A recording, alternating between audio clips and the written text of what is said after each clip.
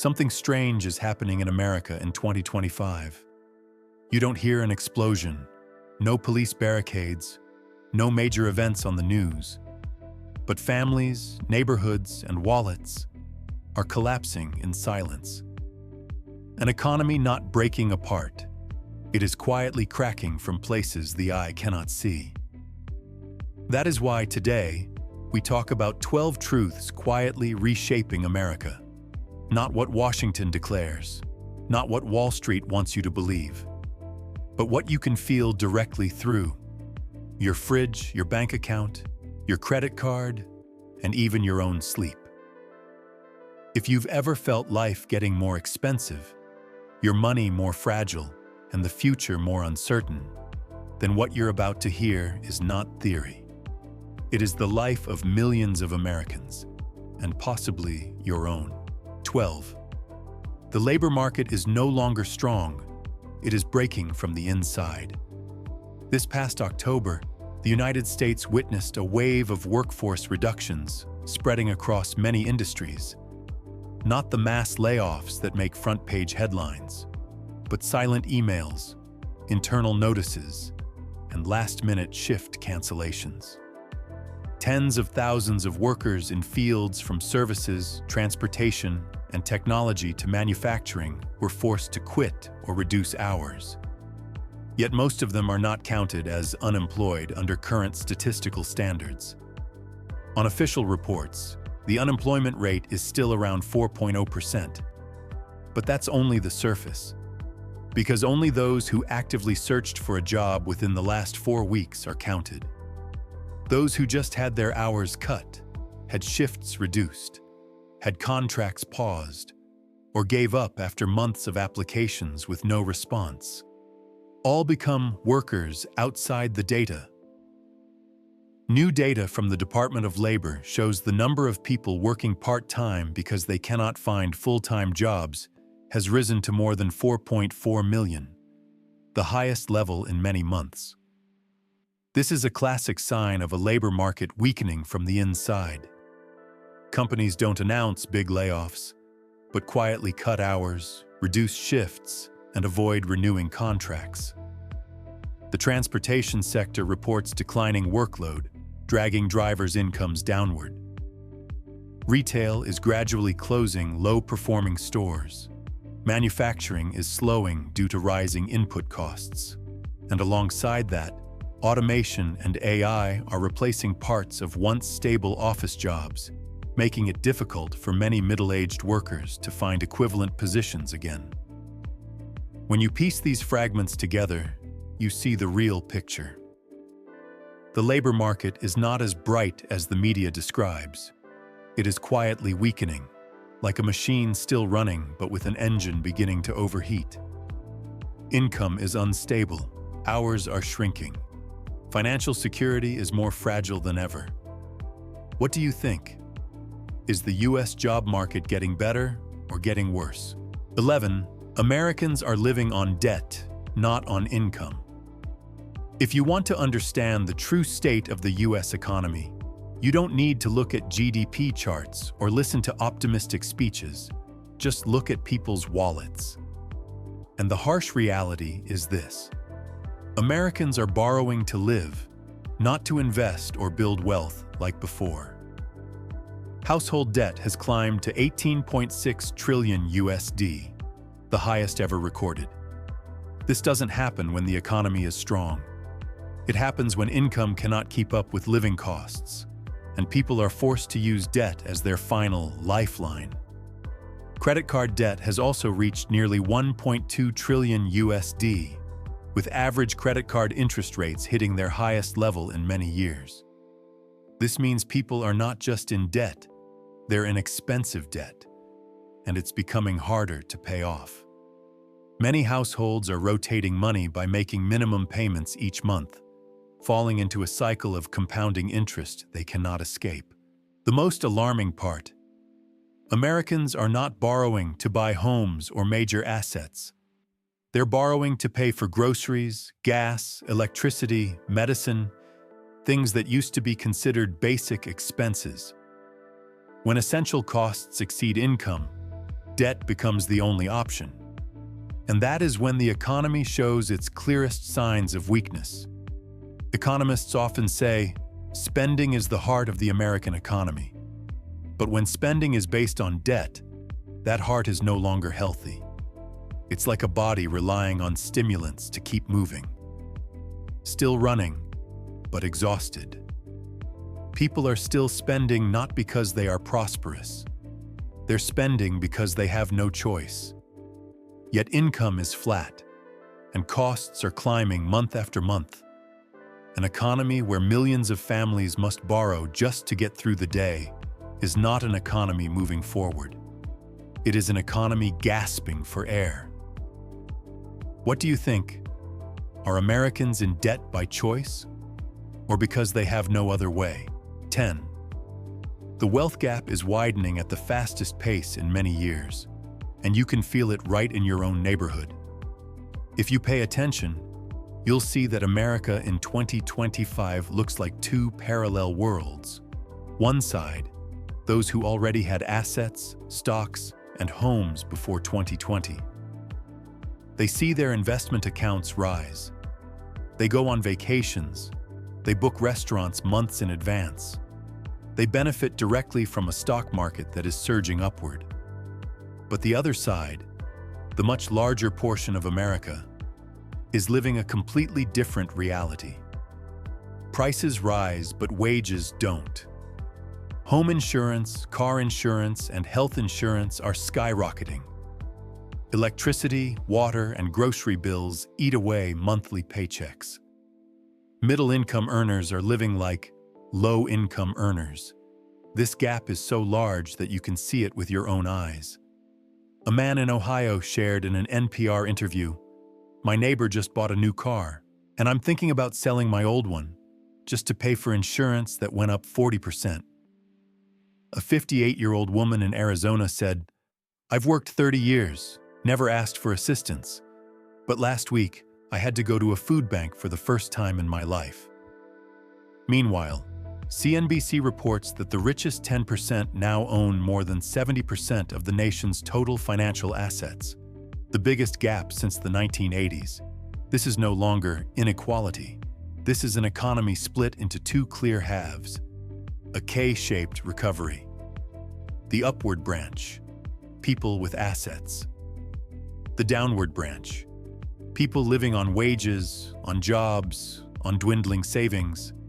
And the most dangerous part is, these two halves are drifting apart faster than ever. You can see it in shopping malls, on the streets, in your own life.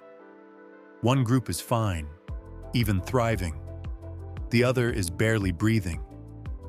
That gap is not just a number. It is a feeling of unfairness, a pressure weighing on the shoulders of those in their 50s and 60s who still don't dare to retire.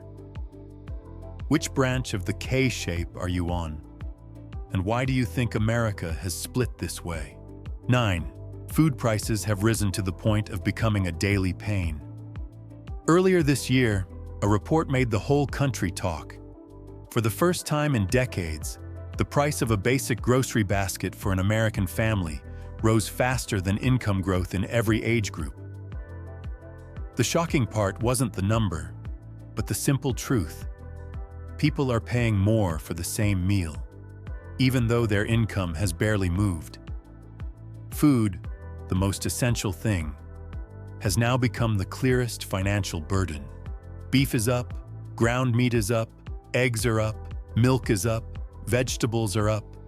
Not a one-time increase and done, but layered increases, month after month, year after year, like someone keeps turning up the volume knob, but never turns it back down. You carry the same amount of money as last year into the grocery store, but walk out with a bag that feels empty. Not because you bought less, but because prices have quietly pushed you away from things that used to be normal. This is not a seasonal feeling of things being expensive.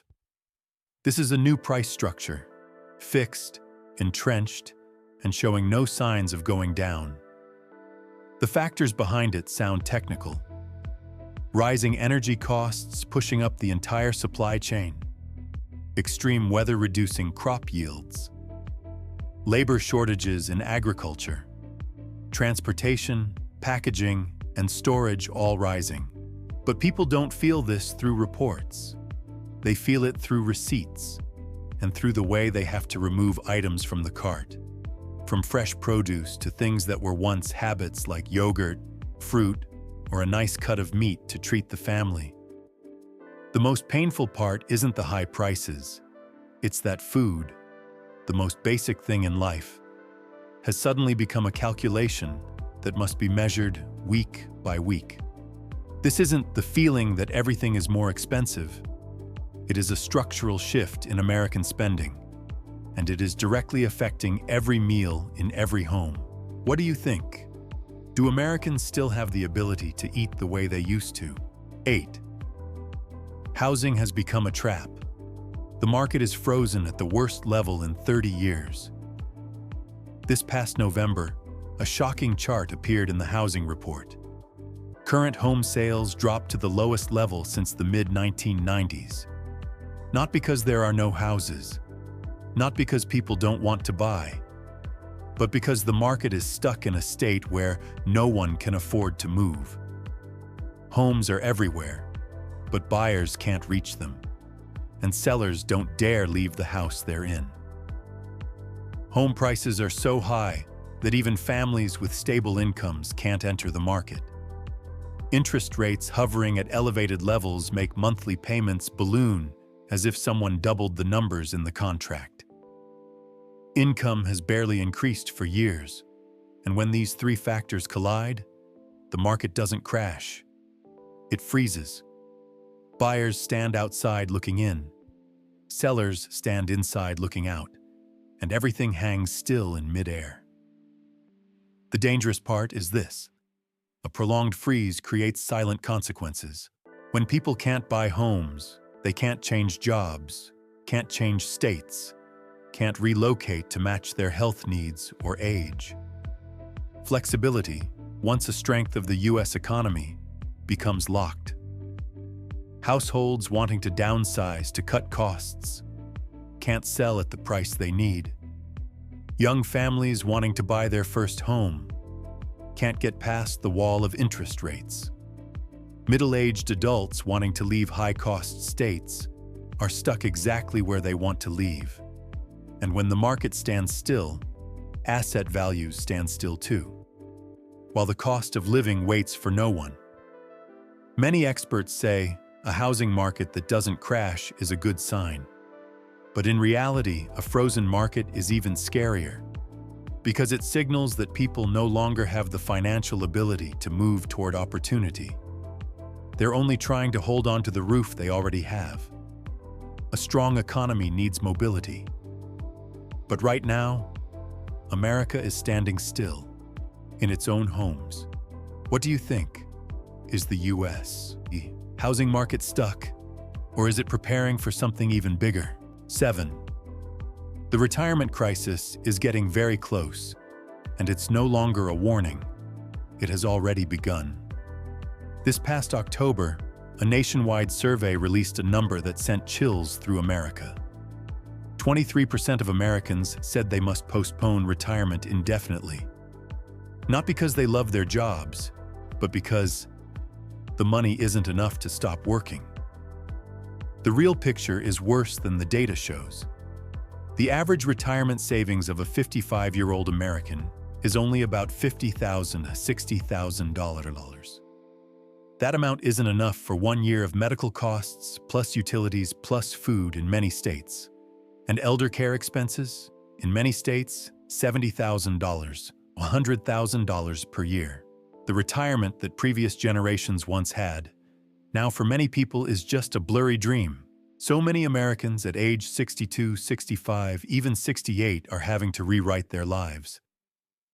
Instead of watching grandchildren, working evening shifts at supermarkets, instead of traveling, taking on extra hourly jobs, instead of resting, grinding away to pay skyrocketing insurance bills, a 67-year-old man in Michigan told CBS, "I used to think I'd retire at 60, but each year everything gets more expensive. Now I just hope I'm strong enough to keep going. This isn't the story of a few families. This is a nationwide trend. When housing costs, medicine, and health insurance rise faster than people can save, Americans aren't extending their working years because they want to feel young. They work because if they stop, they won't survive.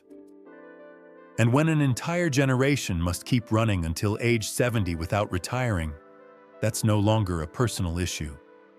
It's a sign of an economy that can no longer support its own workers. What do you think? Do Americans aged 50 plus today still have the ability to retire in the true sense? 6. AI is not the future. It is erasing jobs right now. Many people still think AI is a story of someday. But in 2025, the truth is much harsher. AI has already begun eating away at jobs once considered the most stable in America. An NPR interview last month included a sentence that made the whole room go silent. A 47-year-old office worker who had just lost his job said, "I wasn't fired for doing something wrong. I was replaced by a piece of software." And the scary thing is that this story is no longer rare. The Future of Jobs 2025 report shows that 40% of businesses say they will cut staff in positions that can be automated by AI. Not in the future, but as a plan for this year. Anthropic CEO Dario Amodei even warned directly, AI could erase 50% of low-level office jobs in the next 5 years. If that happens, the unemployment rate could spike to 10–20%. That is no longer a technology risk. That is a labor crisis. Another statistic shows that 7% of American workers say they have lost a job due to automation, meaning 1 out of every 7 people has already experienced being replaced by a robot or software. And a Fortune survey recorded a chilling number. 61% of office workers believe AI could replace their current position within the next 3 years. What does this mean? It means that even though unemployment on paper remains low, Americans are living with a new fear, not knowing when their job will disappear with nothing more than a software update. And that fear is especially heavy for people aged 40, 60, those who spent their whole lives believing the office was the most stable place to be. What do you think? Is AI creating new opportunities or shaking the foundation of stable jobs in America? 5. America is entering an era of invisible taxes, the kind that makes people poorer without anyone admitting it. In America, taxes are something everyone knows, everyone sees, and everyone votes on. But in 2025, Americans are facing a type of tax with no name, no vote, and no one taking responsibility. It doesn't appear on a ballot. It doesn't show up in the national budget. But it takes money out of people's wallets more aggressively than an actual tax increase. And it's given a nicer name: fees. In the past 2 years, millions of American households have realized a bitter truth. Bills aren't rising because you're using more. They're rising because companies quietly add small fees, one line at a time, steady as a needle poking into your wallet. Electricity adds a fuel adjustment fee. Water adds an infrastructure maintenance fee. Internet adds a regional fee. Banks add an account maintenance fee. Insurance adds a risk market fee. Trash services add an environmental fee. No one asks for your opinion. No one votes. No one explains. A 52-year-old man in Oregon told Katu News, "My salary went up 1%, but my bills went up 15%. It's not called a tax, but it feels exactly like someone is taking more money out of my wallet every month." That is the cruelty of invisible taxes. They take money from people just like taxes, and are even harder to escape. For people 50 plus, this hit is worse than visible inflation, because you can avoid sales tax by buying less. You can manage income tax. But you cannot live without paying for electricity, water, internet, trash services, insurance. That's why the hardest working people, those who worked 40 years without falling into debt, now feel like the system is eroding them month by month. What do you think is exhausting Americans more? Visible inflation, or the kind of invisible tax no one can avoid? 4. Americans are facing a silent wave of hunger, right inside the richest country on the planet. In recent months, a strange sight has appeared across America. Food banks are overwhelmed. Not just low-income families anymore. Households with 2 working parents, people who once felt financially stable, are now standing in line for food. This is not the story of 2008. It is happening right now. Relief organizations report demand for food assistance is rising at the fastest pace since the pandemic. Many areas have to add extra distribution days because they can't keep up. The number of middle-class families coming to food banks has increased 40–60% depending on the state. And the reason is very clear. Wages are standing still. Food prices are not. A simple grocery basket, eggs, milk, vegetables, ground beef, has now gone far beyond what too many families can afford. Some mothers say they only eat 1 meal so their children can have the rest. Some people work full-time, yet still don't have enough money at the end of the month to buy vegetables or meat. When a nation where so many hardworking people still cannot afford dinner, that is no longer an individual problem. It is a sign of an economy that is exhausted. A society is only truly healthy when its people don't have to worry about what's for dinner. But the reality of 2025 is the opposite. That worry is growing larger day by day. What do you think is causing more families to fall into food insecurity? Food that's too expensive, or income that's too low? 3. The most dangerous kind of inflation in America in 2025 isn't rising prices. It's the fees people don't see. Americans are living in a strange period. Prices don't have to rise much, yet wallets still get thinner every week. Not because you're buying more, but because invisible fees quietly push the final number on the bill higher than last time. A 59-year-old woman in Colorado shared on a radio interview, "I didn't increase my electricity usage. I didn't change my internet plan. I didn't call an ambulance. But this month's bill is $42 higher. I looked at the details. It was all adjustment fees, processing fees, service improvement fees. Improvement what? I don't see anything changing except I'm paying more." That is the scariest truth of 2025. People are not getting poorer because of impulsive spending.